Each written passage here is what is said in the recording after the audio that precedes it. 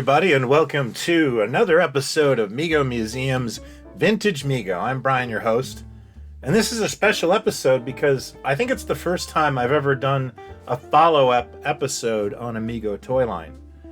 You see, I did a video about the Mego Love Boat line 2 years back. You can check it out here if you haven't already. And honestly, I thought I'd put a fork in the whole thing, but here we are 2 years later with three interesting updates about the toy line. At the time when I made the video, the only thing in my Mego Love Boat collection was actually like a loose Isaac figure. I really didn't have a large collection. I had sold it years ago, but I started flirting with picking up the characters on Canadian cards again. They're certainly not very expensive, and it's a fun little hunt. And not to brag, but I completed my entire set. Okay, so it's not a Kresge card at Shazam, but it was still super fun to do. I was always surprised at how many of these Canadian cards I found in the US. I was exclusively searching in Canada, and then by accident I searched the US and there was tons of them. Much of them have Zeller's closeout stickers on them, of two figures for $1.50. That's pretty damning evidence that this line was not popular. While these were laughable to me at 11, I do really dig the effort Mego put into the packaging. These were the glory days of painted toy packages, after all, and this artwork is gorgeous. I suspect it might be the steady hand of Earl Norham, who is well known to comic collectors, but I could be wrong. If you have an opinion, please let me know in the comments. Also, I got some new information after the video dropped. One of the viewers commented to me that there were variations of the Love Boat figures with bending knees.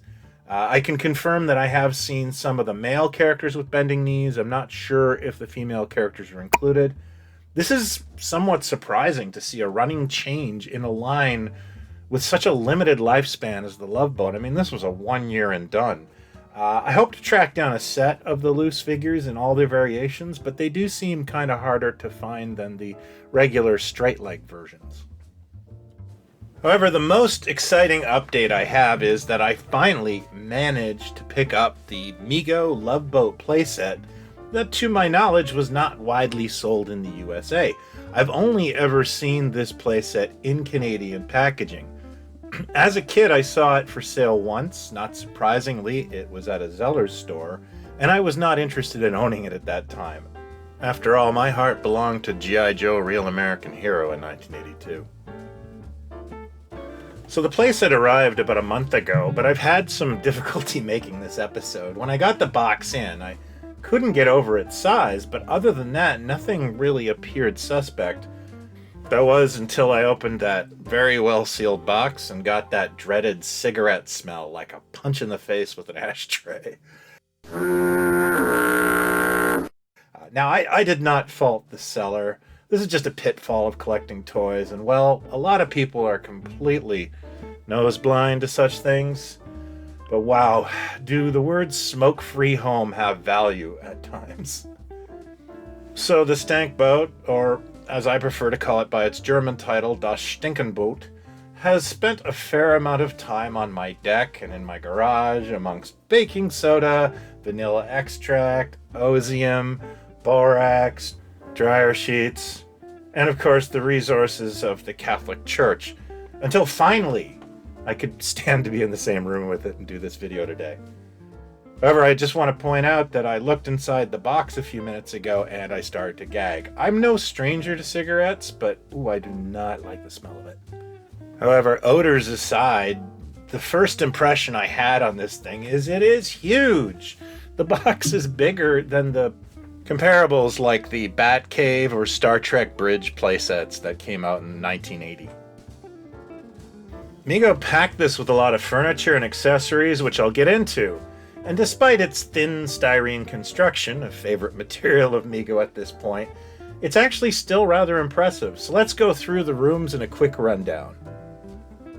I have to say the copywriting on this is really fun.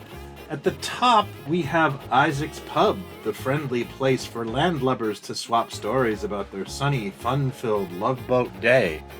No mention of alcohol. Next to it is Captain Stubing's quarters. Here's where the captain plans the action and steers the course for love, laughs and adventure, Love Boat style. Then we have Vicky's cabin, ship shape, and pretty as can be. These lovely quarters are just right for the captain's lovely daughter. Followed by Gopher's dining room. Get set for delicious dining and delightful entertainment. There's a table reserved just for you. I don't know where they would put Charo in there. Doc Bricker's office. Feeling seasick? Doc knows what ails you. He's prepared to keep all aboard in ship shape and hit on your mom. Finally, we have Julie's cabin. Julie directs the fun for everyone on the Love Boat. Her cabin reflects her friendly, sunny style. The one little disappointing thing is Isaac's pub doesn't look like a pirate ship like it did on the Love Boat. I think that would have been cool, but it does have a nautical theme, so, C+. Also, there's a little Easter egg in an appearance by Snoopy in Vicky's cabin. Just a little art department Easter egg for you. Now, the one problem I do have with this set is that it has the box, but none of the furniture. I'm okay with that because I've owned this set loose before, and I know that Mego didn't actually make the furniture. It was produced by Multiple Toys, who Mego must have struck a deal with rather than having to create their own tooling. Multiple, oddly enough, did make their own Love Boat Playset, so maybe a exchange was struck, I'm not sure. I have a good feeling that this furniture actually does exist somewhere else and that I will eventually be able to track it down. And again, I'm a fan of the hunt, and this will keep me busy. Now, I really would have liked to have populated this with all the characters from the Love Boat, but I only have a loose Isaac in my collection. So I thought I would add some guest stars from my toy collection. I don't have the rights to the Love Boat theme, of course, but I have picked up something close enough, and I hope you enjoy this.